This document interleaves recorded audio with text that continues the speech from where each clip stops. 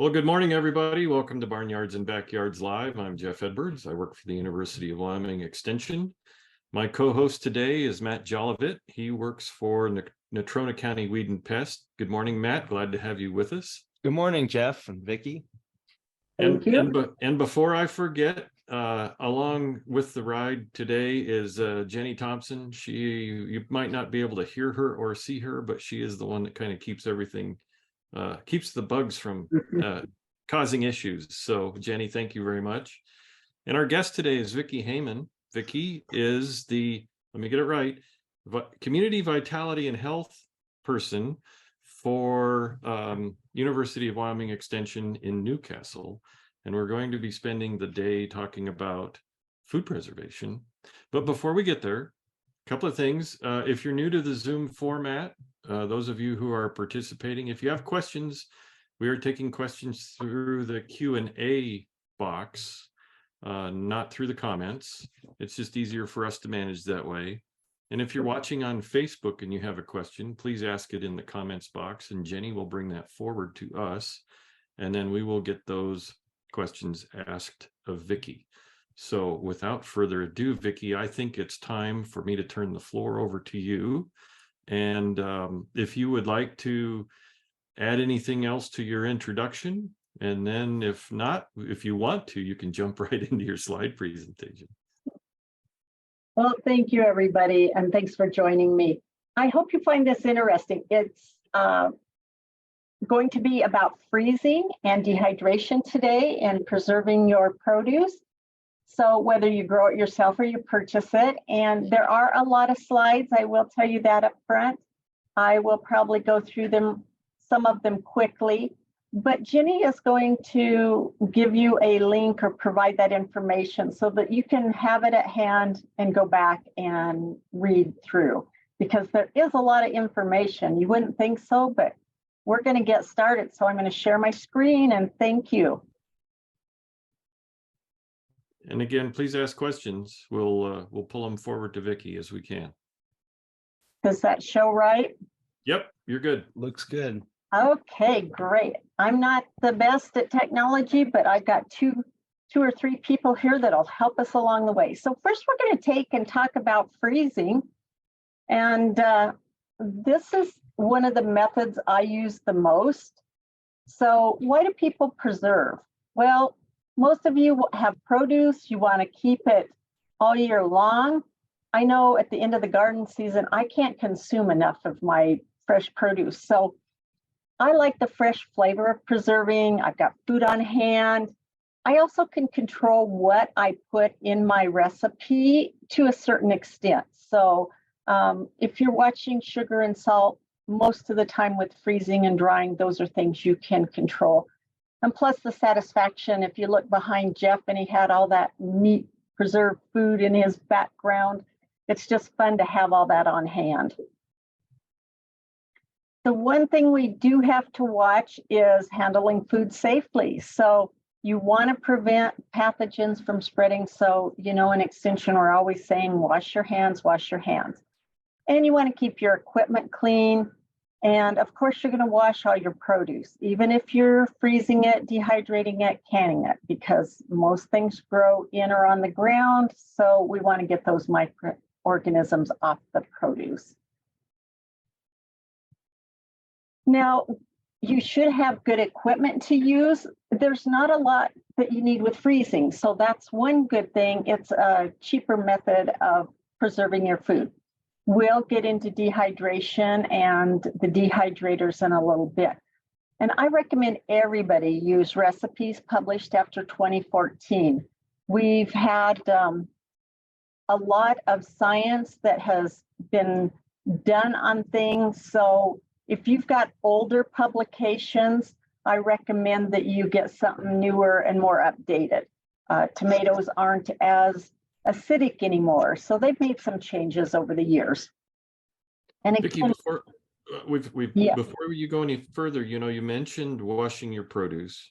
Yes.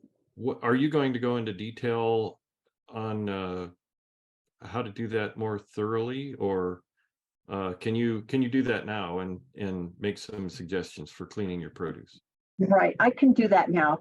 If Okay. you have, for example, produce that is tender, you're just going to wash it and rub it good with, say, a hand or maybe a washcloth. If you have, for example, potatoes that maybe you're going to dehydrate or can, you want a scrub brush, something that has a harder, firmer skin. All you need is water. We don't have to have any special washes. I know you can buy different produce washes. They're out on the market, but it's not necessary. You don't want to use soap and you do not want to use bleach. So it's just Okay. a good wash under cold running water. So this is vegetables and fruit, anything like that? Yes. Okay. Yeah, and then again, when you get to preserving, follow the guidelines that you're using. So as you'll see on this next slide here, I give you some resources. Some of the resources that I use for food dehydration, for example, is so easy to preserve. They also have a nice section on freezing. I like to get on the website, and I'll show you that in the next slide. But any of these by Ball, the Complete Guide to Home Canning, Preserving Food in Wyoming, any extension research-based publications will work. But as you all know, there's that's the slide I want.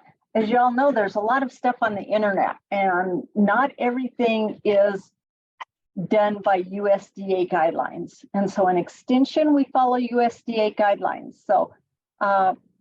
So again, the websites at Ball, at the National Center for Home Food Preservation, that has a nice section on drying and freezing in addition to canning.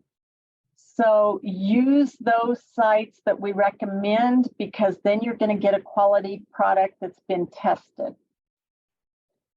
So have you guys been doing any freezing?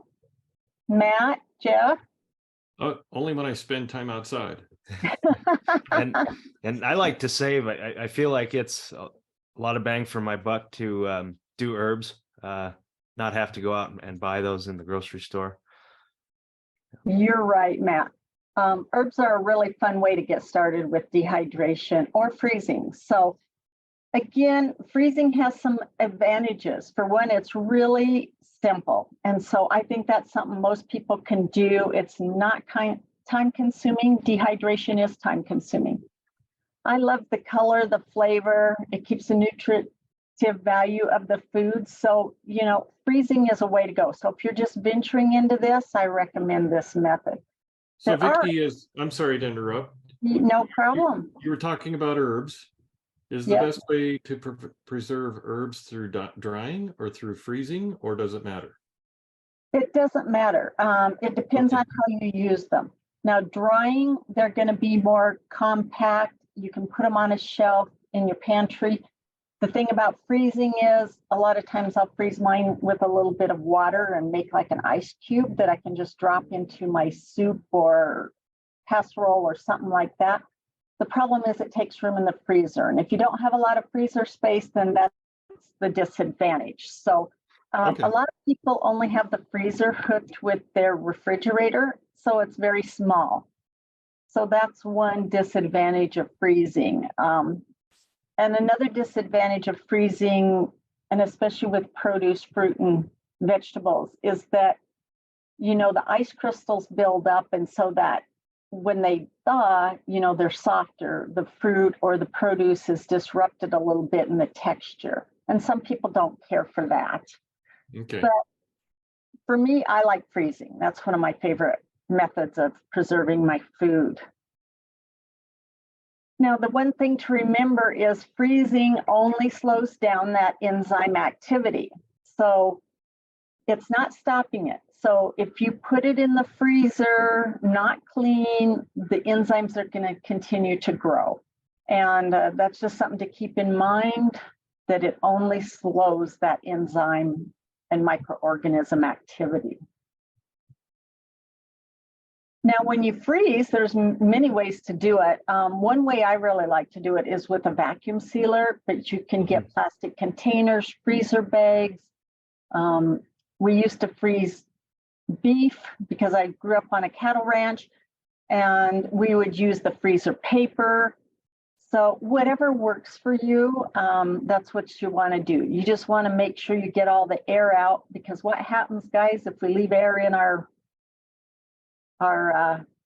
produce or our meat packages? Freezer It was burn. bad. Yeah. Yep, freezer burn, and that's what people see. So Yeah. Hey, Vicky, can I ask you one more question about that? I recently saw a mason jar that was sold as a freezer jar, and I couldn't believe it that they actually had a glass jar made for freezers. Is that a thing, or is that just a gimmick? no, you can freeze in a jar. For example, ball jars. I don't know, and I just know ball because that's what I have available to me. But for example, they are made for the freezer. And so I definitely would use something that says that it can be frozen, because if it's a thin glass, it may not hold up to those temperatures. So it could crack, and that's something you want to watch. Some of those really cheap plastic containers, they just won't hold up in the freezer, and they're only made for like cold storage, not freezing. So keep that in mind when you're making a purchase, because I've had a container crack on me and I didn't realize it. And then when I put it in the refrigerator and I thought it, I had a big mess on my hands. Sure. Yes. You learn through experience. Yeah. But if you have a container and you're not using a baggie or a one of those vacuum sealers, you do want to leave a little bit of headspace. And it just depends on if you have, a dry pack, meaning produce or fruit, veggies that do not have a liquid is usually a dry pack. It might be a liquid pack. So for example, you've got peaches that you're going to freeze with a simple syrup. And so depending on that, you will have some guidelines. So the sample here on this chart is just a guideline. And because the liquids will expand, as we all know. And that's the same with the glass jars. You got to leave room in that, because if you fill it clear up to the top and it expands, you'll probably break your jar. And a few things don't freeze well. And mainly I'm going to talk about produce. So cabbage, celery, cucumbers, lettuce, those kind of things have a lot of water in their cellular structure. So they're not great things to freeze. Now, you might have a little bit of celery diced up in a casserole, for example, and that'll be okay, but it's not a container of one single item. And some things can be marinated, like cucumbers and cabbage can be frozen in a marinated product, like a freezer slaw or a freezer pickle, and they're probably okay because they've been researched and they've come up with a quality recipe for you to use. So, but I just hate to see people freeze things that then when they pull it out and it thaws, they end up tossing it. So keep that in mind a little bit.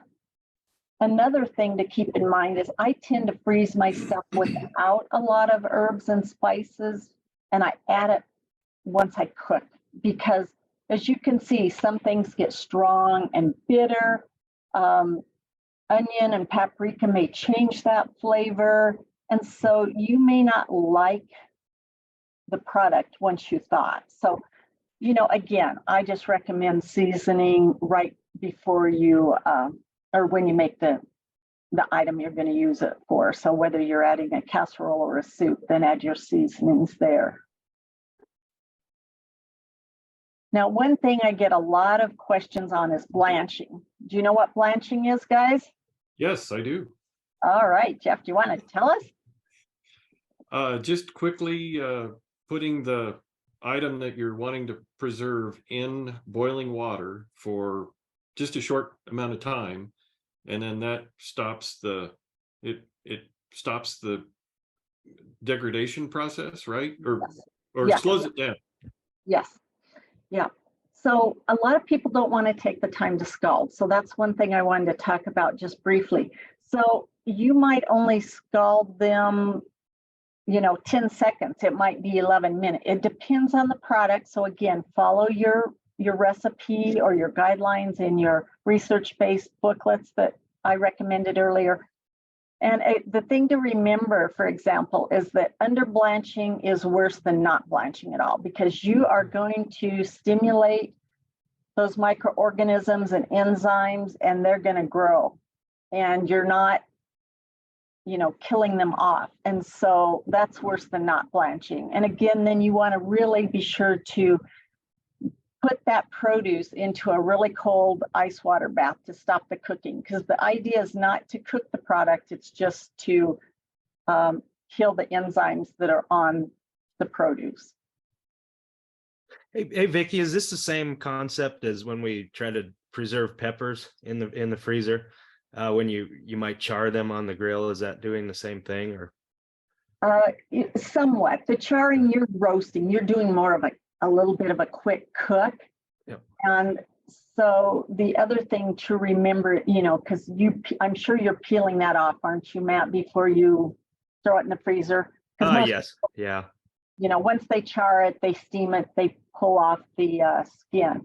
But that's the same thing, And again, if you don't wash your pepper before you char it and peel it, all you're doing is spreading those microorganisms around. So that's why we wash stuff. But some things like peppers to me are better cooked and then frozen than just frozen raw. Now, if people freeze things, fruits really tend to turn brown. So there are some treatments that you can use to prevent the discoloration. A lot of people use ascorbic acid, which is vitamin C tablets that they may get, and crush them up. There's citric acid powder. Some use a fruit juice like lemon or orange. So there's a variety of things to do, and that just keeps your fruit looking nice and pretty. There's nothing wrong with it turning brown, but that's just the oxidation from the air. So that's something to consider. If you do a lot of freezing, I recommend you turn your freezer down to like 10 degrees below zero, and for a couple of days before you add a bunch of produce to your freezer, because you want it to freeze more quickly than not. So when you add food that is not super cold to your freezer, it warms it back up a little bit. So again, that's just a tip I like to use. And the main thing here is you need to keep the air out, which we already discussed, and don't overload that freezer when you're freezing products. So keep your packages spread out. So I wouldn't stack a whole bunch of not frozen produce together. I spread it out all over my freezer, and then I go back once it's frozen and I stack it nice and neat, kind of like you see in the picture. Another thing is be sure to label and date what you have. It's easy to get a bunch of packages and you can't tell if you have chili or if you have tomatoes. If you have a bunch of red packages, you might have fruit you're thawing and not realizing it. So I always think, I'll remember, but it's better to be sure than not sure. Have any of you ever pulled something out that either the label fell off or you're just not sure what it is? Oh yeah, mystery package. Uh-huh. I think we've all experienced it. It's like peeling off all the labels on your canned stuff that you put in storage. Mm-hmm. Yeah. So Vicky, we have a question from Diana. She's asking, do greens need blanching?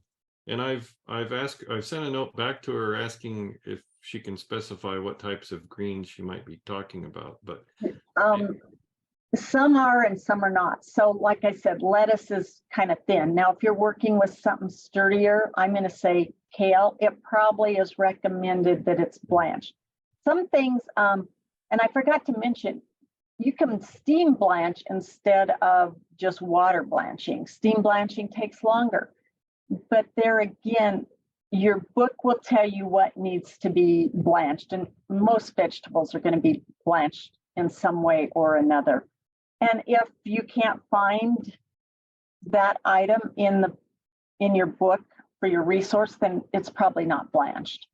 But almost all things are. And I think I have a slide later on that talks maybe somewhat about what things aren't blanched. okay. I know if you're dicing peppers and onions, they're not blanched. if you have onions that are more like rings or smaller bulb onions, they are blanched. So it just depends on the product. She's asking about collards or turnips. Yeah, I'm assuming they're going to be blanched just slightly. Okay. I haven't done it recently, so I don't know off the top of my head. Okay, and then we have another question from Gwen. Does a frost-free freezer affect the safety or quality of frozen produce? And not the safety, but the quality. So I have a frost-free freezer, which, you know, it cycles on and off so that you don't get the ice buildup. I still get ice buildup. I still have to defrost and pull everything out. But because it cycles on and off, you're going to notice a little bit of deterioration on some of your product. It doesn't bother me. I don't get that much ice crystal forming and whatnot, so I'm okay. But if you do a lot of freezing, you might want to consider like one that's not, that doesn't cycle on and off with the defrosting. So. And would a vacuum sealer help with that or prevent some of that icing? It will prevent some icing, but mainly that has to do with how fast it's frozen. So if you can get it in the freezer, the faster you freeze it, the smaller the ice crystals are. So basically, she's probably going to end up, if there's air, she'll probably have more of a freezer burn issue than anything. But like I say, you know, since mine cycles on and off, sometimes I do get some more ice buildup in my package than I would like. But so when we were preserving or freezing a lot of fresh type produce things, we would put them in the vacuum seal bags open, leave the vacuum seal bag open, freeze it, and then run it through the vacuum sealer and then throw it back in the freezer. And that seemed to reduce a lot of the, because if it was a high moisture item, right. It's hard to use a vacuum sealer on a high moisture item. It is. And I think of like berries, you know, you're better off to freeze them on a tray, for example. Say you have raspberries, and then once they're frozen, vacuum seal them or put them in a container, because otherwise you're just going to crush them. Squish them too much, crush them. Yep. And the chart here is just a guideline for length of storage, you know, first in, first out. So if you have produce from a year ago, use up that before you start this past summer's produce of utilizing. So, but that's just kind of some guidelines. Are there any other questions before we start in on dehydration? Because we have a lot on dehydration. I think we're good. I don't see any additional questions unless there's something from Facebook, Jenny. Can I just ask Vicki for my own knowledge about basil is what I do a lot of, and I have tried to do them individual leave in a vacuum sealer in between wax paper, and I've also dehydrated them. Again, just like you said, for how you're going to use it. What's your suggestion with that? Does your basil turn black, Matt? Yes. Yeah, that's a problem with basil. That's why a lot of times dehydration is better. Or like I said, I mentioned I put it, I tend to dice it because usually I use it on stuff or in things diced. So I dice it with the water and freeze it like in little ice cubes or little, you know, that I can pop out later and then use them that way. So that's what I would do. Just a suggestion to try. I will, yeah. We'll do that with pesto. So make a pesto and then put it in small packets and freeze it that way. Right. And I don't know how small of a package you can get to. Matt, how much are you doing when you do it with your vacuum sealer? Probably a dozen leaves. Mm-hmm. Yeah. And because I don't use a ton of it, but it tastes all right. But I'm going to try the ice cube tray thing. Yeah, see if that works for you. Let me know how it turns out. I will. So I think we'll talk about dehydration. We've got a lot here. So if you have questions, again, shout out to us and let me see what I can help you. There's many advantages. The main thing is it doesn't take up freezer space, and most people have more cabinet or pantry space, and so that's why they use it. Now, I primarily am going to talk about dehydrating with the dehydrator, the oven, air, possibly the microwave. So I do not promote much with sun dehydration because there's too many variables. And if I've got my food, I don't want to risk not having something turn out. So that's not one that I do much with. Again, dehydration for me, the biggest disadvantage is the time it takes. You've got to cook it a long time. It's not really cook, it's dehydrating. And so for me, I get antsy and I want it done before, it's ready to go. So, but there again, it's easy to put in and you can walk off for a few hours or let it run overnight. So it just depends on what your schedule is like and whether you're working or you're not working. Again, the dehydration process, the heat's going to remove the moisture. It's not really cooking anything. And so around here, a lot of times our air is more dry than in the southern states where they have a lot more humidity. And a dehydrator has a fan. And so that carries that moisture away. So that helps with that. Again, it's the same thing. The enzymes are slowed down, but you're not deactivating anything. So you've got to be sure you do your dehydration right. The more surface area you have, the more rapid the drying is. You want a hotter temperature sometimes, but for a shorter drying, but it can only be so hot. Otherwise, you're cooking the product and you're not dehydrating it. And we'll talk about temps in a little bit.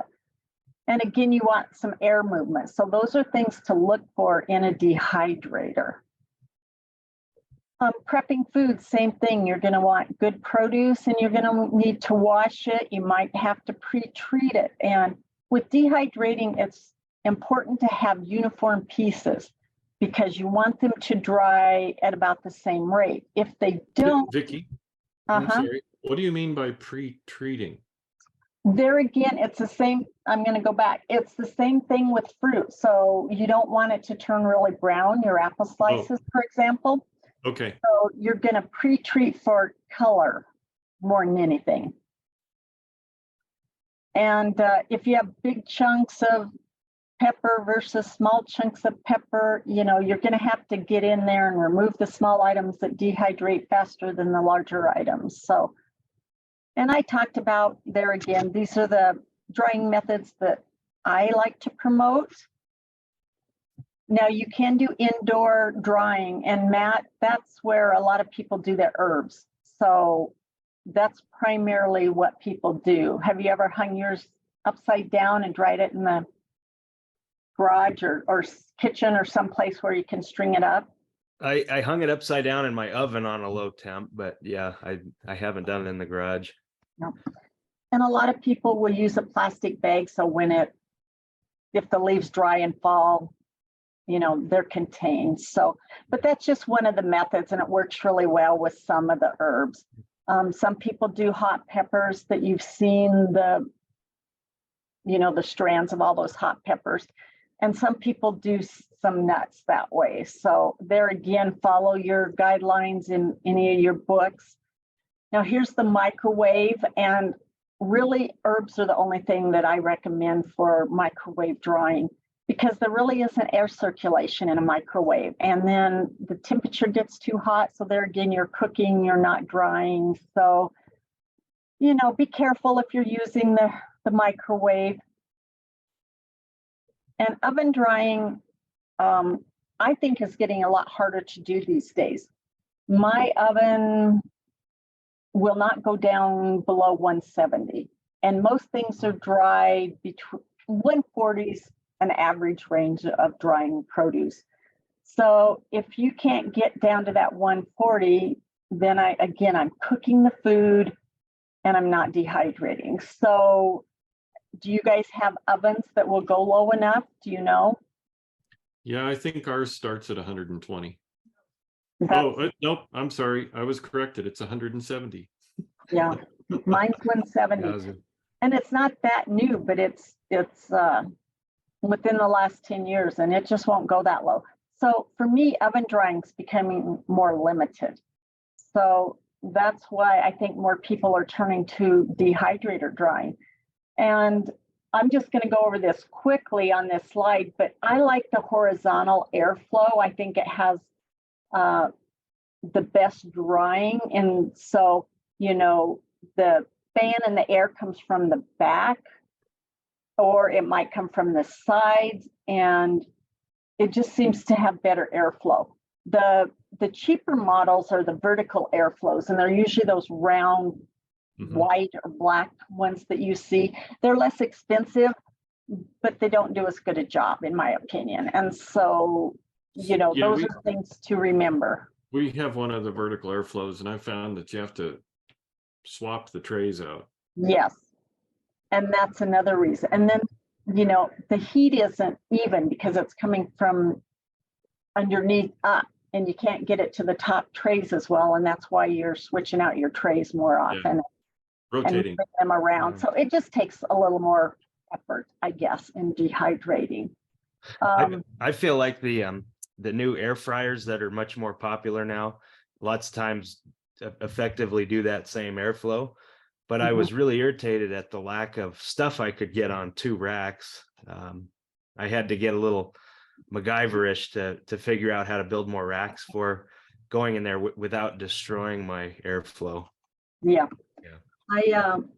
I know my son has kind of a more of a vertical, more toaster oven looking air fryer versus some of those that look like what do I want to say, a basket. And so there again, yeah, it just depends. Again, when you're looking for a dehydrator, some of the do's you really want, you want a strong fan, you want a thermostat, you want to know where you're setting your temperature, because some foods need a lower temperature, some produce needs that higher temperature. I like an auto shut off. So to me, you might be paying a little bit more upfront, but you're getting a better quality dehydrator. And so I think it's worth it. Now, I am going to mention 2 brand names. So if you have an Excalibur or a Garden Master, those work nice for making jerky. I don't promote, they're just 2 that I know that are good quality.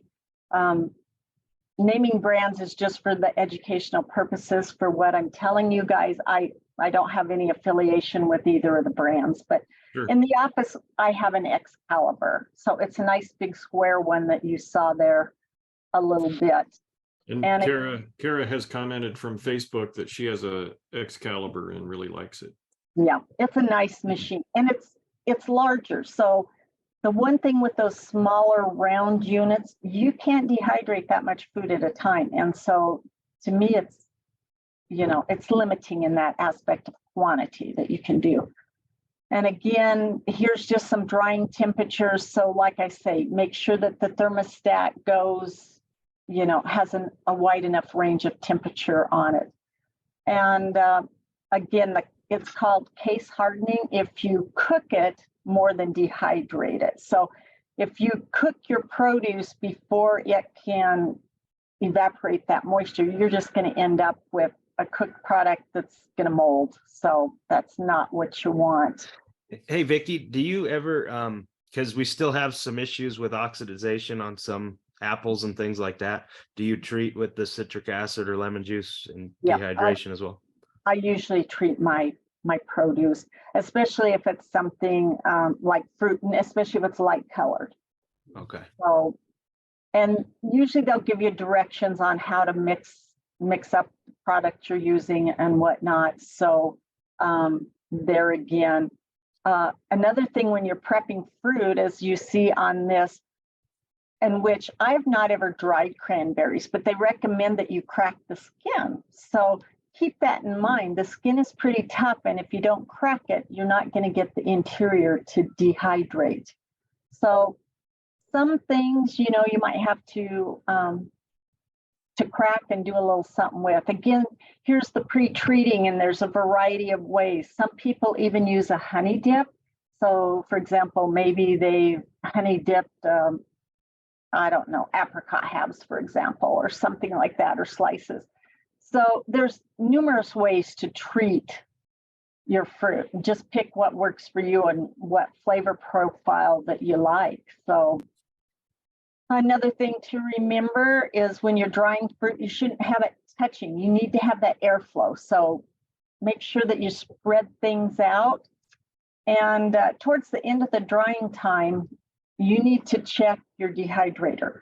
I know it might say dehydrate 6 hours. Well, it may be too done at 6 hours. So check it at 5 hours. It may need 7 hours. It depends on how thick you sliced it or put it in there. There's so many variables. So again, once you know what works for you, jot it down. If you find you like your berries, strawberries dehydrated for, 10 hours, then, write it down so you have a reference for the next time. So Vicki, you're drying things out. Is there such a thing as too done? Yes. And we're gonna talk about that right now, Jeff. Okay. So for fruit, for example, you want to dry it until it's soft and pliable. It should have about 20% moisture. So it's still going to be a little tacky. Your apple or peach slice there should fold in half, but not stick together. If you're going to err on the side, I guess I'd probably over dry versus under dry. But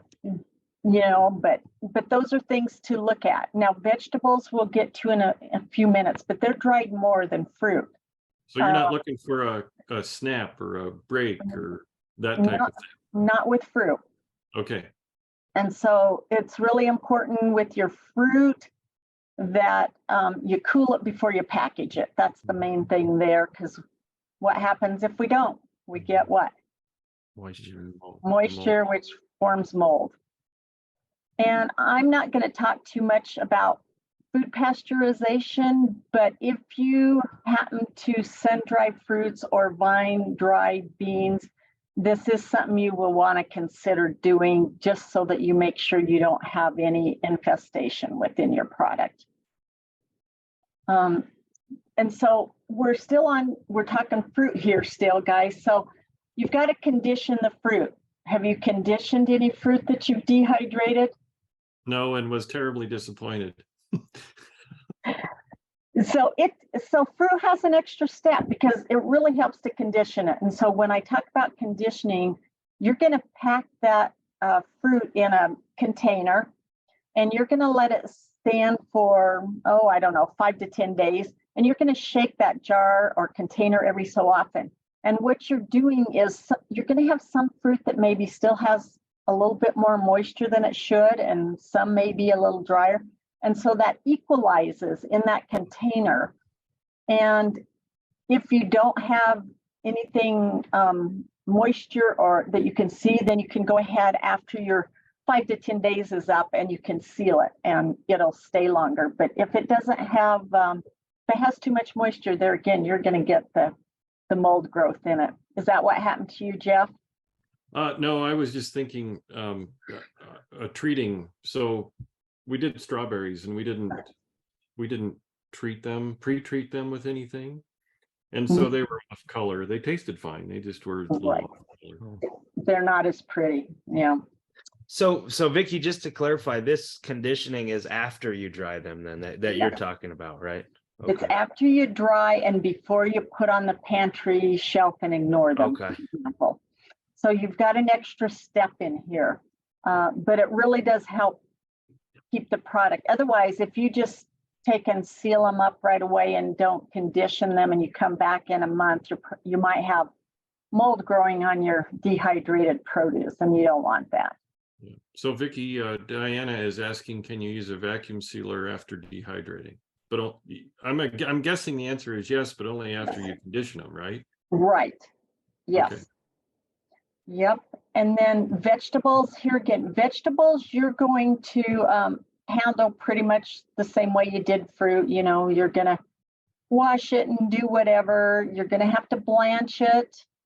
And again, you can steam blanch or you can water blanch.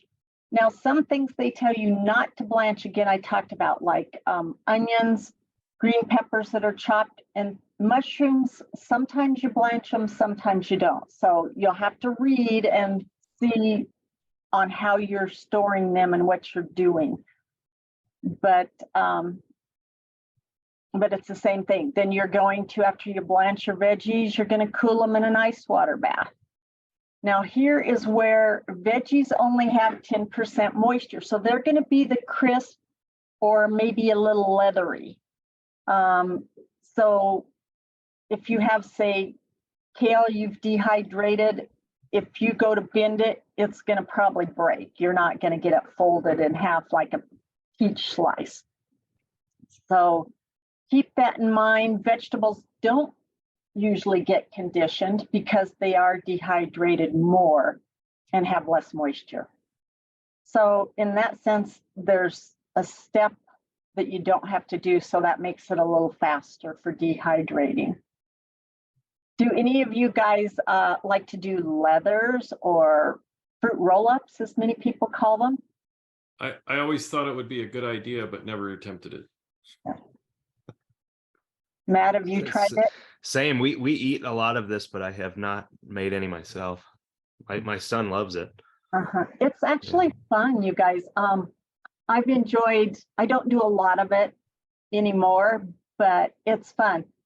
You make that puree, and then some of your trays, you have to have a special mat to put down because you don't want to put it down on a tray with a bunch of holes. So remember that. Make sure you have a fruit leather mat on your tray.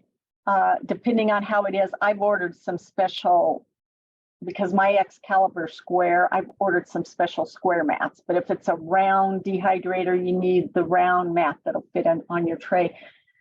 But there's so many fun things you can do. It can be a fruit and a vegetable puree that you put on there. You can get fun with your flavor combinations. So the harder thing here is, you're going to poke your finger and make sure that the fruit is not sticky on your finger to make sure it's dried. Because if it's not dried real well, it's hard to pull it up off that tray. So you'll know if it's not ready to pull off the tray and roll up. And anyway, but yeah, for me, the hard thing is you make it and it's gone in seconds because the kiddos just, and even me, adult, I really like it. And so I make it, but I don't have to worry about it going bad on me because we eat it before I can store it long enough. So anyway, you can freeze it for longer storage. So remember that once you roll it up, throw them in the freezer and you've got snacks for all year long. So, and if you haven't tried a veggie fruit leather, well, I guess a veggie leather is what I would want to call it. I recommend you try one, see what you think about it. Do either of you guys dehydrate meat and make jerky? Yes. That's good. Well, I'll talk to you a little bit about dehydration. I know one time, Jeff, you asked me if you could make a meal out of dehydrated food, and I wasn't too sure because I don't go camping and whatnot, but you can dehydrate your produce plus your meats and you can combine those. You can make a soup. So if you're a camper or you're out hunting, you can take those products along and rehydrate them. And yes, you can make a meal. So you just have to get a little creative on what you like to do. So, sure. But all kinds of meat can be done. I'm mainly talking here about beef and fish and lamb and pork, poultry, but you can dehydrate chicken. So it turns out fine. It may not be a strip. You might have small pieces. So that's the one thing that you don't just have to do venison, wild game, and beef. There's other options out there. So keep that in mind.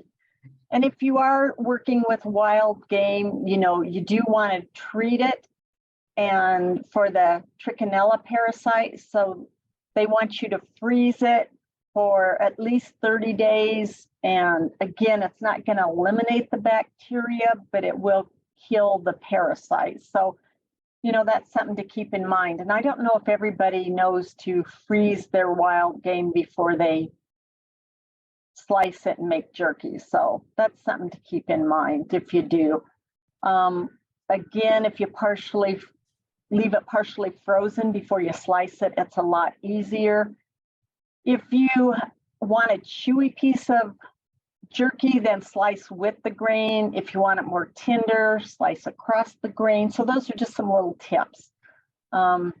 I don't know if people pay much attention, but it's like meat. If you cut across the grain, it just seems more tender when you go to eat it, if you're working with a roast, for example. So those are a few little tidbits. And again, this is going to crack but not break when it's bent. So jerky's kind of like other things. I guess if I'm going to err, I'll probably err on the side of too dry versus not dry enough.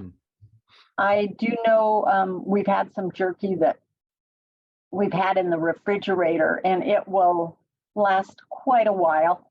But sometimes I've seen mold grow on it. So there again, you still have some moisture in it, and it can turn rancid too if you don't get enough of the fat off of it. So, and get an off flavor. So I hope I'm not skipping ahead, Vicki, but is like I try to balance my salt and sugar in my marinade. And can you talk a little bit about that and the moisture that's left in your jerky? Well, let's see what I can come up with. First of all, I'm going to tell you, Matt, you're right on cue. I'll let you do it. Yeah, we have basically, there's two or three jerky options. And Ginny is going to put up a link for you to this publication. So in Wyoming Extension, we recommend a vinegar marinade, and you're going to soak that meat in the vinegar to destroy like Salmonella, E. coli. Or you're going to hot pickle, which means you pre-cook the meat and it's dipped in a hot brine. And then there's also post-heating. So post-heating, you're going to cook that dried meat for only 10 minutes, but at 275. And the main thing here, again, Matt, is making sure your temperature is 160 degrees Fahrenheit. Now, I'm not sure, I've always just followed these recipes, but I think that if you want it a little sweeter and you want to add a little sugar, I don't see that it's going to hurt anything, because I think you're mainly looking at, you need that acid in there. Okay. And to tenderize and to possibly, and it's a heat factor too, with like the hot pickle cure. The heat's going to kill the microorganisms. So, but those are the methods we recommend. People get on the internet and there's tons of recipes and tons of ways of doing things, but that's not what we recommend. We know these are tried and true methods. So I recommend you try maybe doing each of it and see if you like one over another. Another thing with, and it is hard to tempt jerky, you guys, because usually they're thin little slices, but if you have some way you can maybe try to temp it, that's the best thing.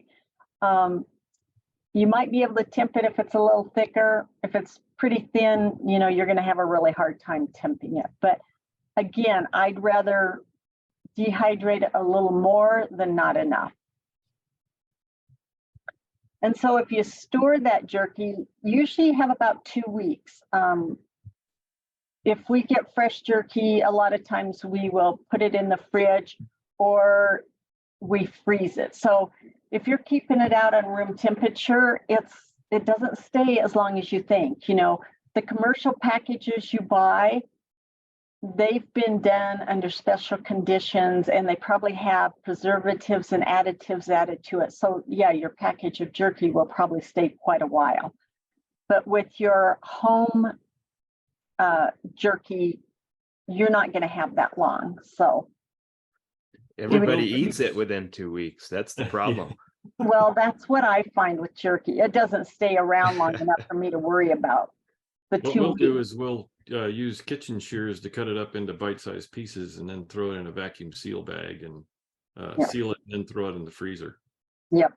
And that's what we've done too. And it works out really well. It doesn't take it too long to thaw. But most of the time we don't have it around long enough. So even if I don't leave it out and I throw it in the refrigerator. It's not there for 2 weeks. It's gone. So, and the sad thing about, the dehydrated things is it takes a long time to get them dehydrated and you don't get that much product when you're done. So I consume it too fast. So for me, that's a little frustrating.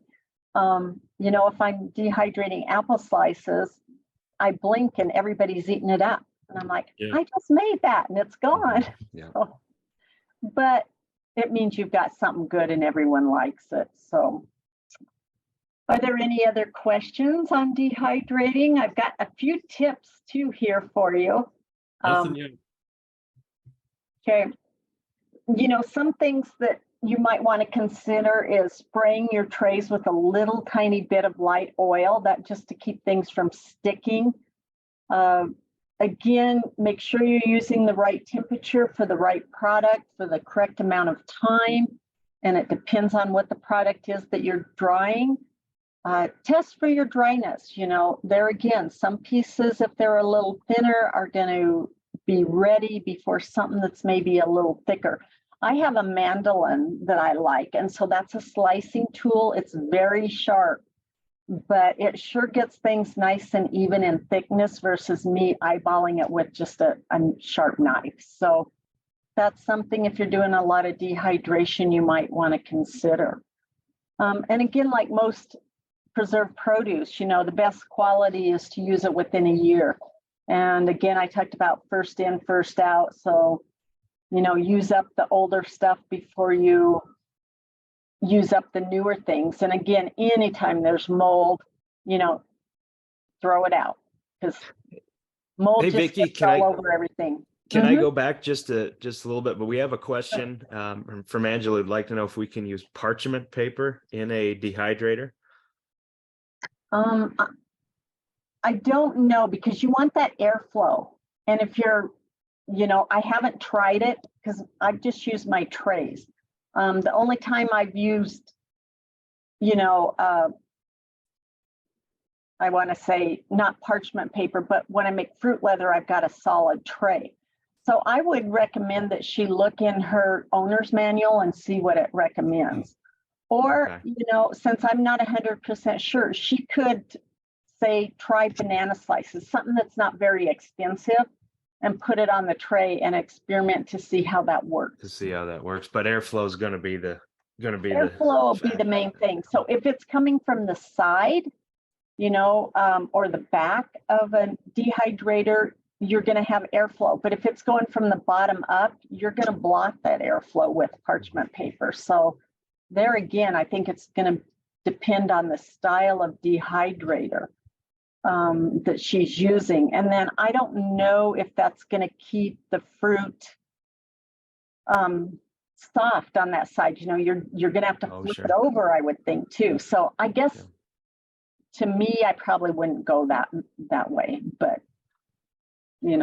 she'd have to give it a try. Yeah.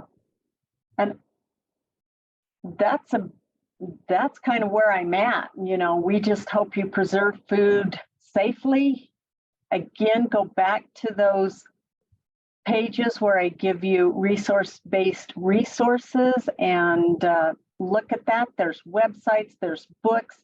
You can go to your library. They might have some good books, but there's a lot of books out there that are canning and dehydration that aren't using the USDA guidelines. And so you have to be somewhat careful and diligent. You can contact your extension office. Anyone can contact me if they have questions. So if Jenny or Jeff has my email, they're welcome to email me.